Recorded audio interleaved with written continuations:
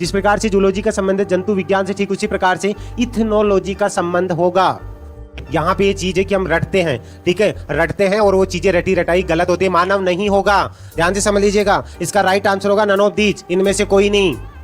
आप बोलेंगे सर आप गलत पढ़ा रहे हो, नहीं लाडलो, मैं गलत नहीं पढ़ा रहा हूं, आप लोगों को बिल्कुल सही पढ़ा रहा हूं, आपने गलत पढ़ा है। इथनोलॉजी का जो संबंध होता है ना लाडलो, वो होता है मानव जाति से, और मानव जाति दोनों में दिन रात का अंतर होता है। ध्यान से समझ लीजिएगा, इथनोलॉजी का जो संबंध होता है मानव जाति से, और मानव का संबंध होता है एंथ्रोपोलॉजी, एंथ्रोपोलॉजी।